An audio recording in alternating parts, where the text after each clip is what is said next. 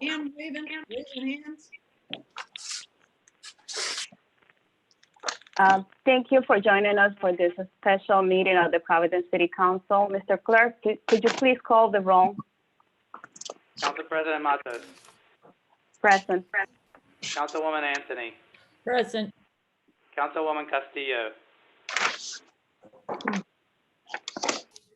Present. Councilman Correa. Present. Councilman Espinal. Present. Councilwoman Harris. Present. Councilman Iglesias. Present. Councilwoman Kerwin. Present. Councilwoman LaFortune.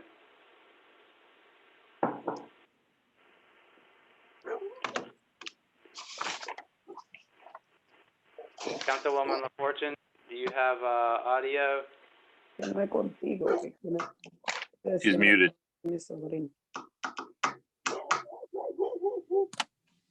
I don't Present. see her. My thing froze up. I'm present. My stuff froze up. Sorry. Councilor Miller. Absent. Councilman Narducci. Yeah. Councilwoman Ryan. Present. Councilman Salvatore. Present. Councilman Taylor. Here. You have 13 present and 1 absent. You have a quorum. Thank you. The invocation is going to be led by Majority Leader Joan Ryan. Thank you. Heavenly Father, we come before you this day, asking for your blessing and help as we gather to conduct the people's business. We pray for guidance on the matters before us and ask that you continue to watch over and protect the great city of Providence. Please help us to find peace with the loss of our loved ones, the loss of the most frail among us, the loss of our elders. We pray for strength to help us all navigate these challenging times. Help us to weather the storm this awful virus has brought upon us. Let us pray for and give thanks for each other and for our governor, who has stood strong and unwavering in her actions to protect us. Amen. Amen. Amen. Thank you. The Pledge of Allegiance is going to be led by Deputy Majority Leader Nicolas Narducci. I pledge allegiance With allegiance To the flag. of United the United States of America, United States of to America, the republic, To the the republic republic for And which to it the- stands, for which it stands, Republic for nation, one nation, which one stand nation, one Indivisible. nation, indivisible, God, with liberty for all, and indivisible, justice for all. with liberty and justice for all. born and unborn.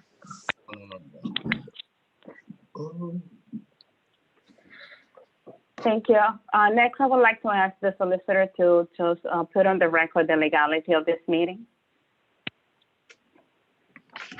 Per the governor's executive order, Governor Raimondo's executive order, it is appropriate and permissible for the council to hold this meeting electronically.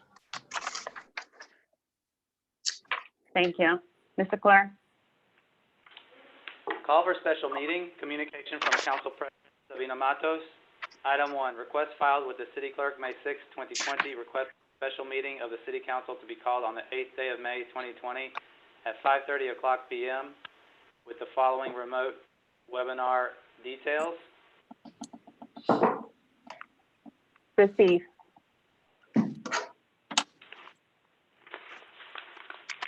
Warrant for special meeting. Warrant, item 2, warrant of the City Clerk to David Tassoni, City Sergeant, return certification that he has notified each member of the City Council of the special meeting called for the 8th day of May, 2020 at 5:30 p.m. with the below remote details. Receive. Executive Order, item 3. Executive Order 2020-6 submitted by His Honor the Mayor dated May 6, 2020, supplemental emergency declaration. Receive. Leader have. Okay. I believe we have a substitution for that if Leader Ryan wanted to. Leader Ryan? Would you read the item into the record first, I believe would be appropriate? Thank you. Would you like me to read the full executive order? No, sir, I just want you to read the item on the docket, cue it up for discussion. I read the item number 3. Did you? I Item didn't- 3. Yeah. Oh, I'm sorry. I didn't realize it was 3 that we needed to substitute, or you have an amendment to. Okay, at this point, I would make a motion to amend the executive order referenced in item 3. Can you read the executive order into the record, Mr. Clerk? And we need a Yes. second. I second that motion. Madam So President, has made a second. Chairman Iglesias. point of order. Is this amended or substitution in executive order? Is it seems to be a substantive changes? Or versus technical like grammar?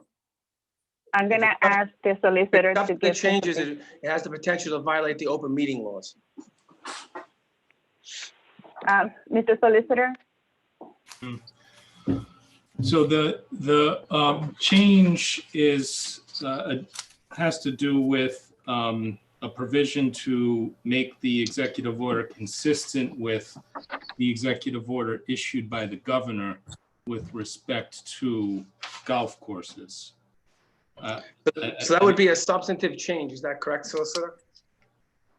Well, it doesn't change the nature of what's before you, but it's Well, a what's change. before, is what before us right now proposed executive order that says that the golf courses will be closed? Is that correct? Yes, So then now you're telling me what's the amendment is a request to change that, to say it's open, and also to follow, I guess, whatever you mentioned about the governor. So yes. wouldn't that be considered a substantive change? It's merely a substituted executive order that includes a change to make it consistent with the executive order issued by the governor. No, I recognize that, but for the 48-hour and for public notice, wouldn't that be considered a substantive change? And if so, then would we be violating the open meeting laws? And if not, then I would like you to make sure you state on the record that that is the case and where you base that from. Yes. So I don't think that this would be in violation of the open meetings law. Okay. Madam President, point of order, this is Councilman Salvatore. Councilman Salvatore, yeah? Can we hear from the solicitor relative to the council's discretion in terms of making amendments to executive orders? Yes, there's no discretion to make amendments to executive orders, but if the question has to do with the particular substitution that's being made here, it's not an amendment that has been submitted by the council. It's a substitution to the supplemental emergency declaration issued by the mayor. I'm just curious, can you reference either the city charter or Robert's rules that authorizes the legislative branch to make an amendment to an executive order? I don't believe there is any. There's nothing in the charter or ordinances to reference because that authority doesn't exist. So the city council is essentially making an amendment to the executive branch's authority to execute an executive order. No, I guess perhaps I don't understand your question, Councilman Salvatore. I guess I'm confused as to why the legislative branch of government is making an amendment to an executive order that was executed by the mayor. I don't believe that it is. What is being submitted is an amended supplemental emergency declaration amended by the mayor. It was an executive order was issued. Subsequent to the executive order being issued, it was resubmitted with the minor change that was noted so that it would be consistent with the order that was issued by the governor subsequent to the mayor's executive order being issued. Councilwoman Anthony, Thank you so much. I still can't figure out how to use my wave at the bottom of the screen, but I apologize. I just was following up with a question. I just wanted to make sure I was clear that this is a substitution being made by the mayor's office, a substitution of their own executive order. That's correct, yes. Madam President, Sorry, one more question. May I have one more question? I was just wondering if so in issuing that substitute executive order so did the mayor actually issue his own change? I mean, in an Yes. executive order, I'm just a little confused on the procedure. Yes, it was a change issued by the mayor to his own executive order, correct? Thank you. Leader Ryan, Madam President, I think that I'm in agreement with Councilman Igliozzi. I am troubled that we're actually trying to make an amendment on the floor to an executive order. It hasn't been posted, so I do believe it's in violation of the 48-hour rule. I think that Councilman Salvatore also makes some very good points. I don't believe this is a technical amendment. It changes the structure of the amendment. One says you can do something that's kind of important, and the other version says you can't. So I am troubled by this, and I guess I too am asking for the solicitor to provide some guidance on the record that we can rely upon, because I too do not believe we have the authority to be legislating a change to an executive order on the floor of the council. Mr. Solicitor, I have a question for you. Is this, as the body of the city council, we're not allowed to change the mayor's executive order, right? That's correct. So we shouldn't take any action. We just have to vote this and approve it. The mayor is making his own change. It's not the city council making the change. So we don't have to make any actions to make the amendment. We're just approving his executive order. That's it. Yes, Okay. you're either signaling your approval of his executive order or not. That's correct, Council President. We don't make any changes to it. You're So making with no that, changes. I would ask the clerk just to call the roll. Excuse me. Oh, wait a minute. Let me raise my hand. Councilman Taylor? Sorry. I was trying to hit the button. I'm sorry. Let me unraise my hand. So quick question. Are we voting on the amendment, or we're voting yes or no on the executive order only? We're gonna vote on the item that was presented to us, which is the executive order of the mayor. We're gonna vote on that. That's what was posted. That's what we're voting on. The Madam President, then I think it's imperative then that when there was a motion to submit an amendment, that has to be withdrawn. And then we have to then follow a docket accordingly, because right now, for the public Correct. record, it sounds like we're skipping that step. I So withdraw my motion to amend. Withdraw the second to amend. And Madam Thank President? you. Yes, Councilman Taylor. Okay, so this is our third rodeo on this one. And as of all three, I'm going to be voting no on this. And the key word that the solicitor used is consistent. That the mayor is not consistent with the governor. And let me break down some of the things. The mayor's executive order goes from Saturday, May 9th to Friday, June 5th. No ifs, ands, or buts. The governor's executive order goes from Saturday, May 9th to Friday, May 22nd. Some of the differences: the mayor, there's no parking in the parks. The governor, there's public parking available at the parks. Obviously now the golf courses, because the golf courses will remain closed. The governor said that the golf courses will open. No more than 5 people gathering is the mayor. That's the same as the governor, except in funerals, there's 10 people. And she's going to relook at, and more than likely, she said that she's going to increase to 15 people on May 22nd when she comes back and looks at changing that. Restaurants are takeout only in the city under the mayor's. On May 22nd, the mayor is going to look to do outdoor dining with certain specifications, which I think is very important in all the restaurants that we have on Federal Hill that can do outdoor dining. The last thing would be the barber shops, hair salons, tattoo parlors, fitness centers, martial arts. Under the mayor's executive order, will remain closed until June 5th. And under the governor's executive order, she's looking to hopefully open some of those establishments on May 22nd.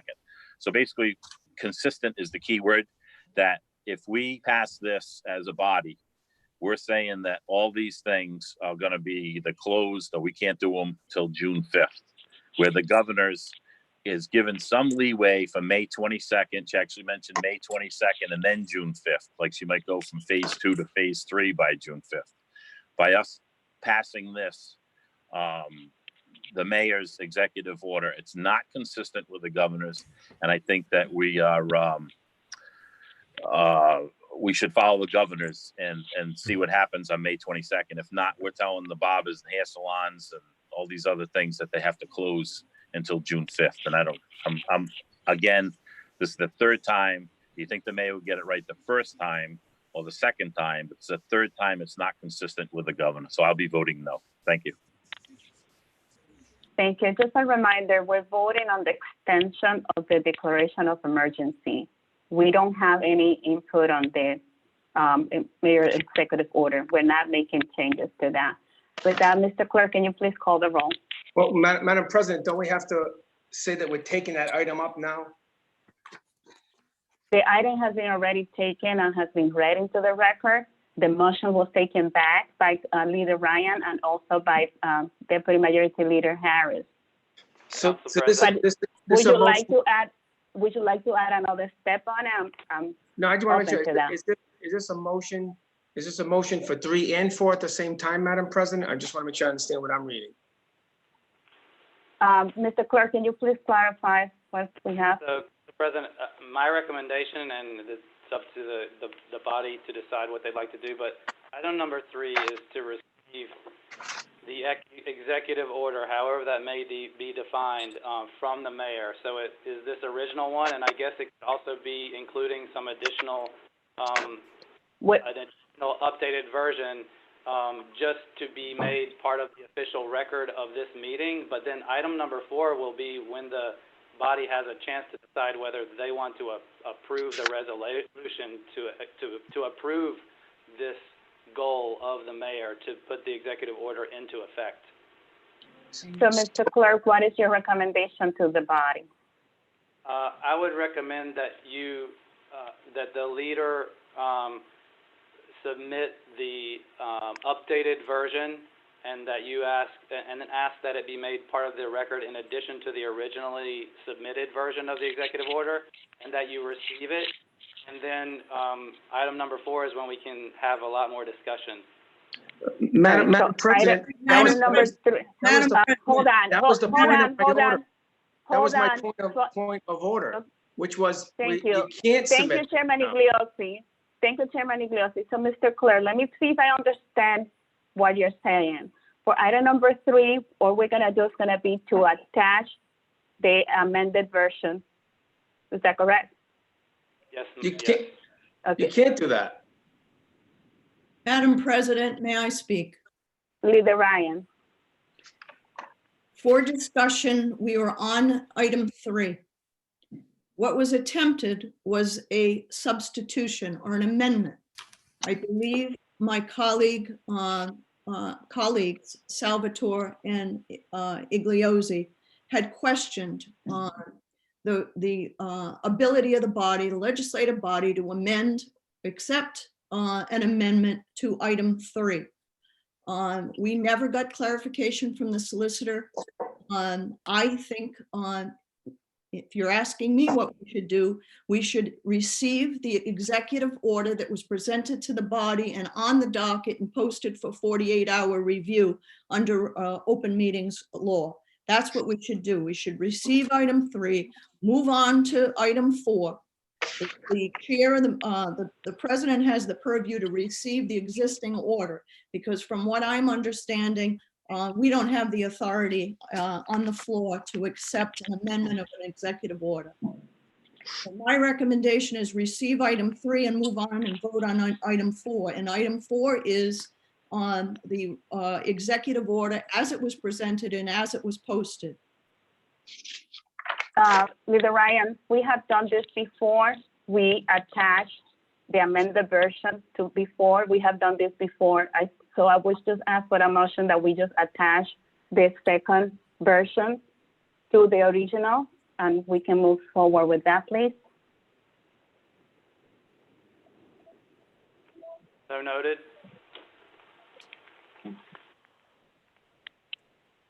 Well, it has to be voted on now.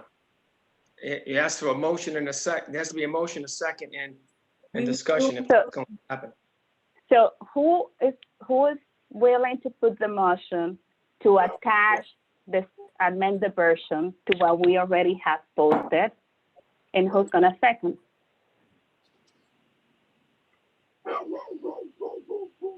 Motion made. Second that motion, Madam President. Thank you.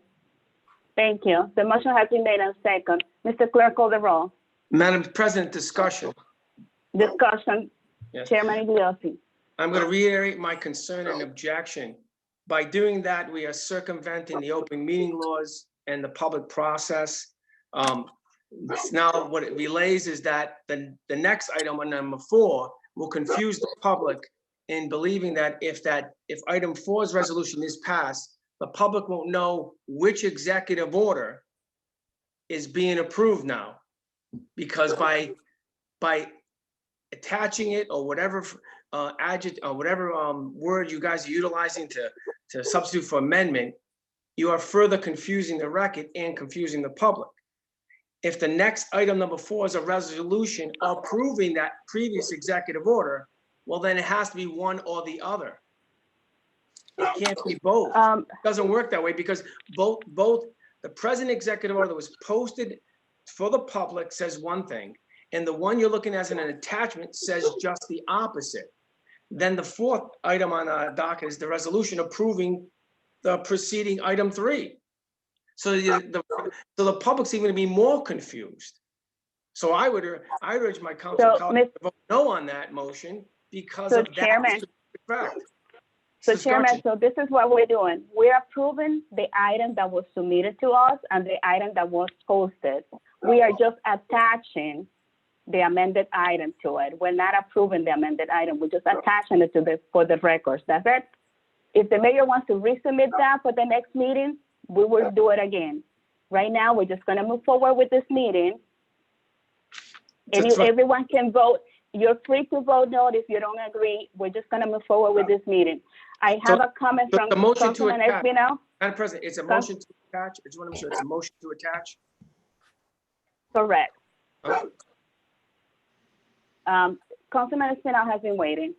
Thank you, Madam Chair, but I think my question may have been answered because it was exactly that. By simply attaching it, does that become part of the amended executive order?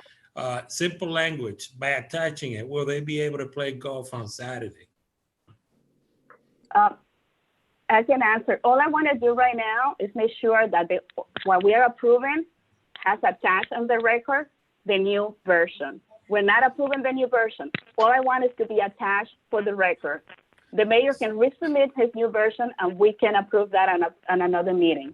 For this meeting right now, we're just attaching it. So it just becomes part of the record, but it was not part of the voted on. record. Part of the record. That's all I'm looking for, to make it part of the record. Thank you. Motion to attach. Madam President. Yeah. Did the solicitor already give us his opinion that we're not doing anything out of order?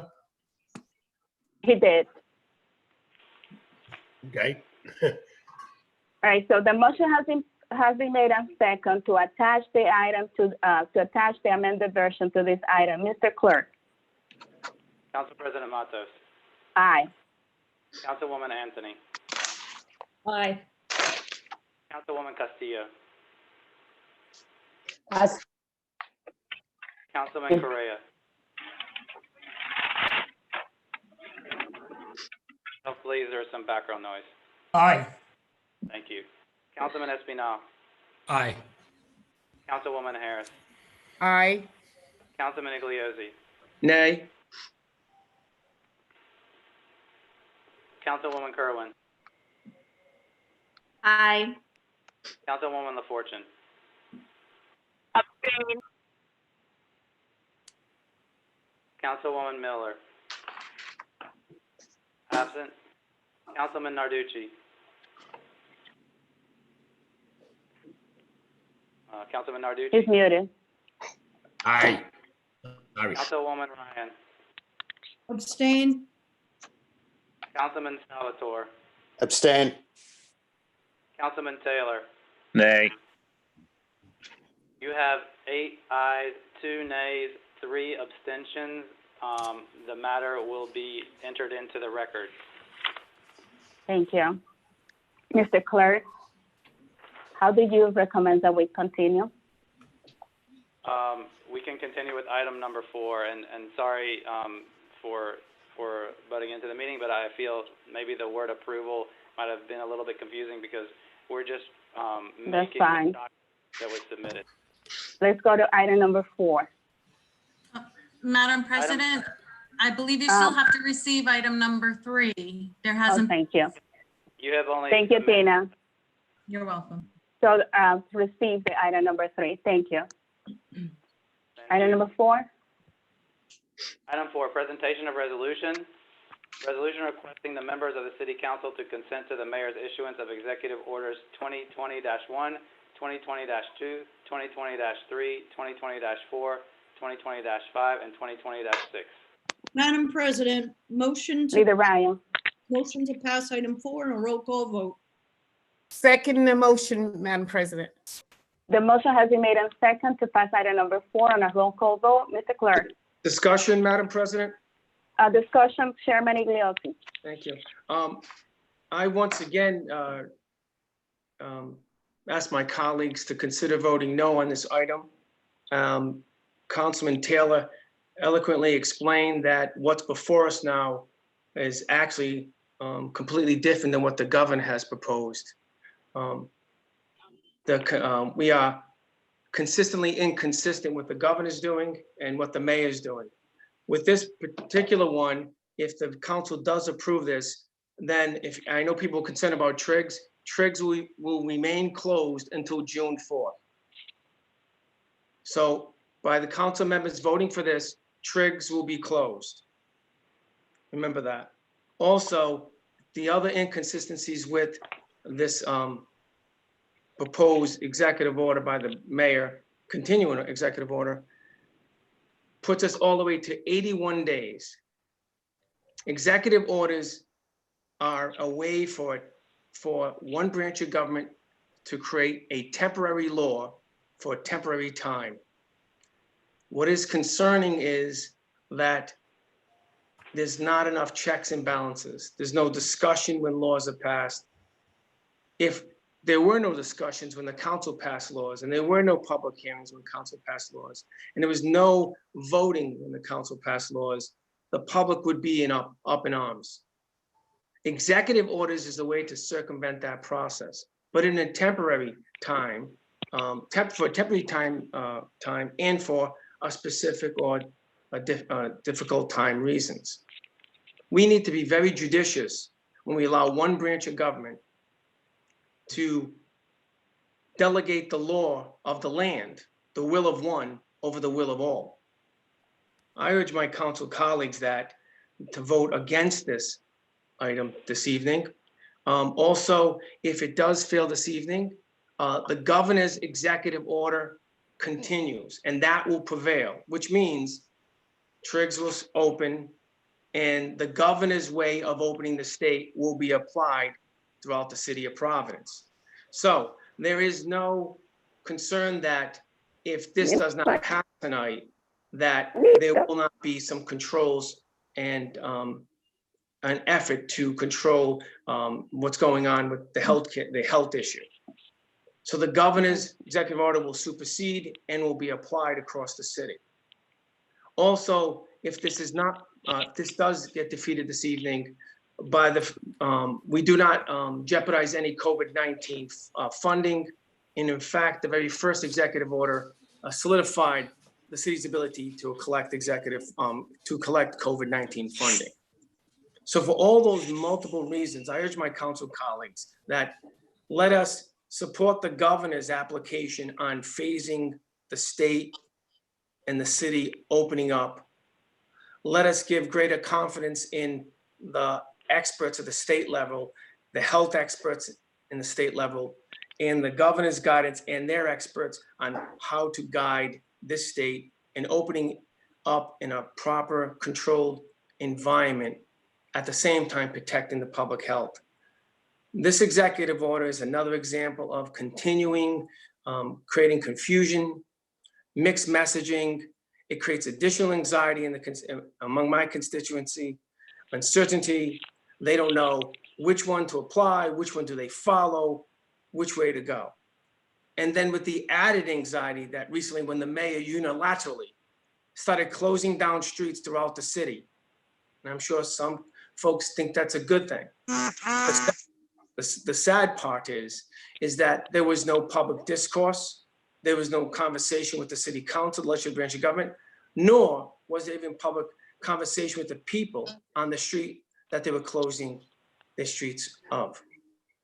That type of unilateral action further creates more chaos and more anxiety in the city. The council has a fiduciary duty to protect and limit and modulate that type of practice and application of government upon the people of Providence. We are the checks and balances. We may all not agree all the time. We may not all agree politically on issues, but I do believe we all agree on the idea of checks and balances, of making sure that we all protect the city in a moderate application, not to create greater anxiety. So I urge my colleagues to vote no on item 4, and then let us follow the governor's executive order, which we will, which is an automatic, and we can then go from there. Thank you, Madam President. Thank you. Thank you, Chairman. So I'm going to go with Councilwoman Castillo, and after with Councilman Espinal that has been waiting. Councilwoman Castillo. Okay, I believe, in the first executive order for the government, we have other executive order for the mayor. So that's confused the community. They create they don't know what exactly way they had to go. Even we have a discussion right now in there, and I feel like a little confused. I don't know what are you doing in the moment. I need to catch and get, pay a lot of attention to see what's going on. And imagine what can happen, and the people in my community can be a lot of confused, like they don't know what they had to do. And for my beliefs, I support my colleagues. I believe, the executive order for the government is the better because people understand. And I don't support this executive order for the mayor.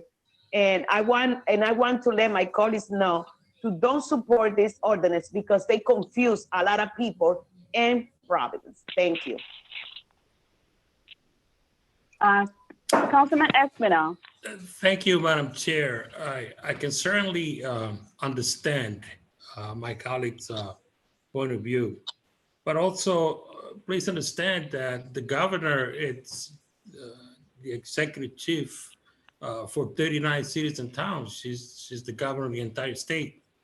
Not the mayor, it's the chief for the city of Providence. Now, the executive order by the governor, it's a great one. It applies to the entire state. But keep in mind that in the city of Providence, we've been hit hard.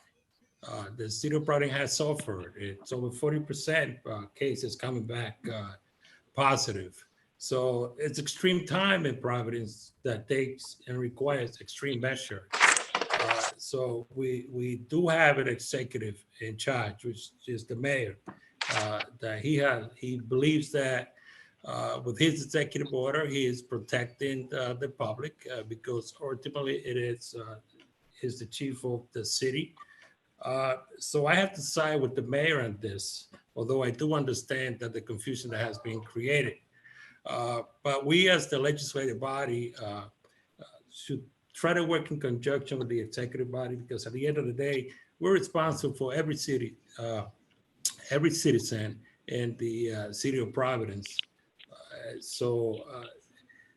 Times are tough. Times are tough in Providence. This has hit home to me. This morning, I lost 2 cousins. So I've been working on that all day. Sorry. So thank you. Last week, I lost a friend in New York. So when it hits home, you tend to look at things different. Can we overprotect anybody in a case like this when people are dying? With over 10,000 cases positive and 399 people that unfortunately have already passed. Are we worried? Are we overprotecting? I'd rather be extra careful than to see family members, to see friends, and to see people dying in general in our city. So therefore, I will be supporting the mayor's executive order. Thank you, Madam Chair. Thank you. Councilwoman LaFortune has been waiting, and then after that, it's going to be Councilman Taylor. Councilwoman LaFortune. Thank you, Council President. I also want to echo my council colleague Espinal's words. I think across the nation, we've seen that there's been executive orders that have been passed by the governors, but then it's up to the city's leaders, the mayors, to also make the decisions and to pass their own that aligns with whatever the overall executive order might be, but the best decision for their individual cities.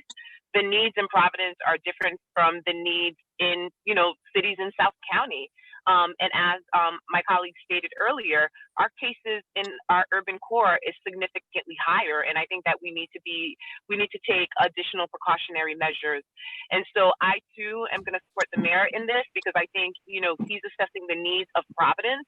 The governor is assessing the needs of the whole state, but she's also looking at the mayors to make certain decisions based on the needs of their community. So I too will support the mayor. And I also want to say that this is hitting everyone across the board, many of our families and friends, and it's important for us to make sure that we're supporting what the mayor is doing, if it makes sense, so that we can not only protect our own families, but also protect our whole community. Thank you, Councilwoman. Councilman Taylor. Thank you. I didn't mean to jump ahead and say all my stuff beforehand. So I thought we were voting on that. But I too have lost people. We all have lost people. The problem is it does not make sense that we are going to vote. In other words, the governor's going to do a phase 1, phase 2, phase 3. We're going to go phase 1 to phase 3, by the way we're looking at it, because June 5th, if we vote on this tonight, we are locking everything in till June 5th. So May 22nd, when the barbers and hairdressers and everything are able to open and the people are able to sit outside at the restaurants, we cannot do it because the mayor has the executive order till June 5th. So think about that, because you're going to be getting the phone calls, everybody, on why they're closed. The mayor did this in the beginning. He closed the barbershops. He closed everything, jumped ahead before the governor. And then the governor did it like 2 weeks later. I said it before and I say it again. I believe it's political propaganda that you don't see here any other city or town in the Rhode Island that is making executive orders. I mean, I know we have the most, but Pawtucket's right behind us, have not heard any executive orders at all. And we're on the third one, and the third one isn't consistent. And the mayor knows it's not consistent because he changed it yesterday on the golf courses, because he got some heat on the golf courses. So He's gonna get heat on the barber shops and the restaurants that were already, the people are hurting. No parking at the parks. I mean, he should have just mirrored the May 22nd, come back again and look at it. Why does he go to June 5th? So again, I would urge my colleagues to vote no on this and do it correctly. We're gonna have 3 phases. Let's do it that way. Thank you. Madam Chair, Councilwoman Harris, because I'm not on mute, I don't have a hand, I can't raise my hand, so. that's fine. I just got a little confused because we just received the attachment. That's what we voted on the first one, just to put the attachment to his change, his revised document, right? He had a revised document and then we attached it to the one that we are supposed to be voting on tonight. So item number 3, I was just receiving the communication from the mayor with the order, and I asked for a motion to attach the new version that he has, Okay. amend the version. So that was what we voted, that was the vote that we took, just to make the attachment to the document. For the document itself, on item number 3, we did not vote on it. I just No, received that's the not my item. question. My question Yeah. is, the attachment that we did put together with the document that is item number 4, I'm assuming. That's the one that we are entertaining tonight, right? Yeah. And the attachment is No. the new one that you got. The attachment is something you got a call from the mayor and then he revised it. So the item number 3 is the one that has the attachment. Okay. Item number 4, we're just voting the same thing that we got. We're voting just that item. The same thing that the public had for over 48 hours is the only thing we voted on item number 4. Well, that's where my confusion lies. I cannot vote on something if we got an attachment that says something differently. The amendment is saying, I'm changing my directions. I'm gonna go with the governor's direction or whatever. And that's attached. It's all well and good. But the one that's on number 4, to me, this is my own confusion, is the original one. That's correct, Councilwoman Harris. Number 4 is the original one. Okay. And Can I that, do- for that reason, Chairman Iglesias, can we let the Councilwoman finish, then you can speak after? Councilwoman Harris, please. Thank you. For that reason, I feel like I myself cannot vote on it based on the fact that I got confused between what the public is saying, what I am asked to vote on, but it's not the one that he really wants us to vote on, which is his revised copy. That's what he really wants us to vote on, but it's not there in item 4. In my head, it's not. Madam President? Chairman Iglesias. Councilwoman Harris, you're absolutely right. It's not just in your head, it's actually correctly by the record. The only item before the council that's being asked to vote up or down is the original one that's before us. The attachment is superfluous, means absolutely nothing on the vote that you're about to take.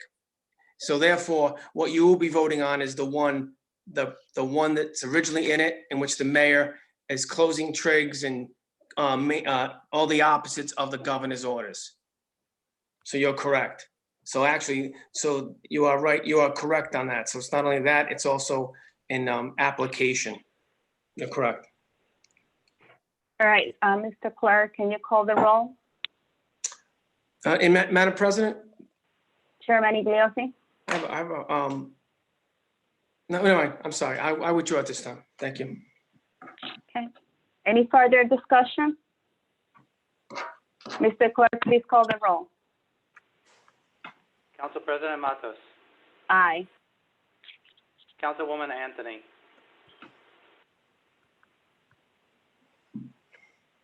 Councilwoman Anthony. Might be on mute. Maybe she looks like she's froze.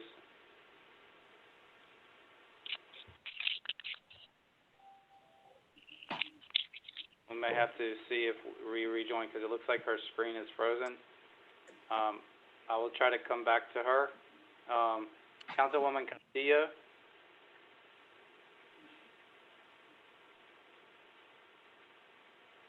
Councilwoman Castillo. She's muted. She's muted.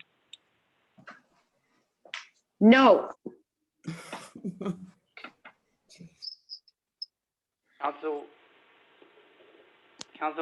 Councilman Correa, Aye.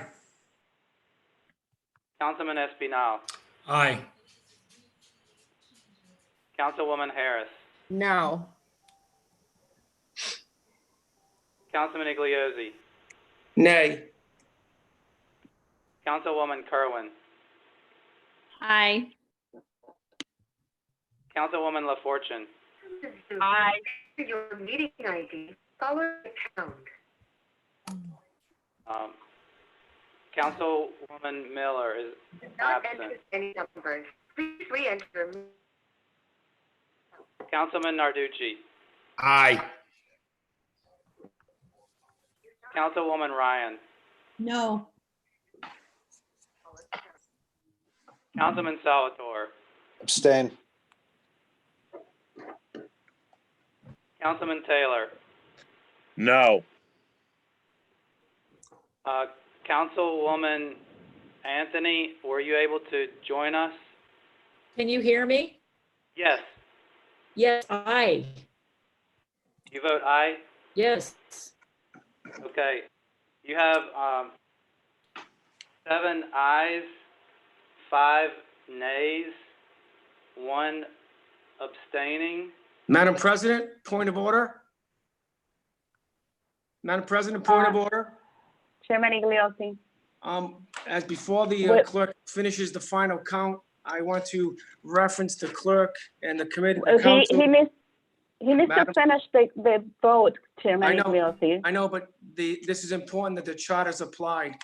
I want to make sure that everybody sees that in Charter Section 302, it clearly states the powers of the mayor to declare a state of emergency when the mayor shall deem such action necessary to preserve the public peace, property, health or safety of the city, such declaration have an effect for no more than 60 days unless renewed with the approval, and I highlight, of 3/4 of all the members of the city council. This request is for 81 days. The 3/4 standard applies per the city charter. Mr. Clerk, then I ask you now to answer that at this time, sir. That Mr. means- Clerk, that can you, means- Mr. Clerk, means can you it please fails. finish this vote? Mr. Chairman Igliozzi, you can speak after. Finish the count of the vote, Mr. Clerk, please. He did. You're muted. Mr. Clerk, you're muted. Yeah, it is 7-4 and 5 against with 1 abstaining. Unfortunately, according to the charter, as Mr. Igliozzi Excuse me, stated, may I just, sorry no. to interrupt, clerk. This is. No, city Interrupt. solicitor, let the clerk finish speaking, city solicitor. Can't interrupt the vote, please. Let the clerk speak. He has to finish the vote. Go ahead, there Mr. is this item in its entirety cannot be approved with this current vote because it extends beyond the 60 days of March 12th when the executive order was initially issued, and therefore it requires a 3/4 vote to extend beyond that date. Let me hear from the solicitor. Solicitor, go ahead. Yes. I apologize for interrupting, but I just think it was a very important point to make that the declaration of emergency issued by the mayor was not issued under the charter. It was issued under the authority that chief executives of municipalities in Rhode Island have under state of Rhode Island law. It was issued per his authority, his statutory authority under state law, not under the charter. So the reference that was made by the finance chair is not actually relevant to this emergency declaration. So, Madam President, is the city solicitor saying the Chairman. Madam President, city solicitor saying the city charter is now null and void in the city of Providence, sir? No, Sir, you are incorrect, absolutely sir. not. You are incorrect because the city charter empowers the mayor. You are now single-handedly have disavowed the city charter. That's what you have done. No, I've You not. have, yes, you have, sir. It's Madam the city President. charter empowers, and if the mayor is Madam asking President. us to extend the city. Chairman that Igliozzi. executive- no, Madam President, I have the mic and I have the floor. Just like if we're in the real place, Mr. Solicitor, the city charter is plain and clear. And the bottom line is the mayor's asking to extend it beyond 60 days. That means now he took he made the decision to ask the council to approve it. So therefore the charter applies, because then how can you now say the charter doesn't apply? Then why are we even doing this? Why is it going before the body of the council? So what is it? The mayor gets to say the charter doesn't apply to him, but the charter applies to the council in voting? That makes no sense. You can't pick and choose. You city solicitor, you are giving advice. Your advice is to uphold the city charter, not to disavow it. And the fact means the mayor chose to submit this executive order into the realm of city government and city charter. Therefore, the charter prevails. And unless you have a court ruling that disavows the city charter in your hand, you are wrong, sir. And I urge my colleagues, tonight is not the night to disavow the city charter. Because tonight you do it, tomorrow will happen again. Folks, you sworn an oath. I understand the city solicitor is not happy because the charter doesn't go his way. The charter founding mothers and fathers who wrote this made a specific effort to create a checks and balances on executive orders. The mayor chose to use it. He chose to submit it to the council and the body. The council follows the charter and the rules. 3/4 of all members. 3/4 did not vote to approve it, sir. So therefore, it is disapproved. It All did right, not so pass. the chair right now recognizes Leader Ryan. Leader Ryan. Thank you, Madam President. I agree with Chairman Igliozzi. The charter prevails. I agree with the clerk. He called the vote and he aptly stated that the matter failed. I make a motion to adjourn. Second. Second motion. Motion has been made and second to adjourn. All those in favor? Madam Aye. Aye. Madam President, The meeting's Sorry. over. point of personal expression. Sorry, we meeting's over. adjourned. The meeting is over. Sorry, sorry, I didn't see your request to speak. I'm sorry, the meeting was adjourned already. Sorry about that.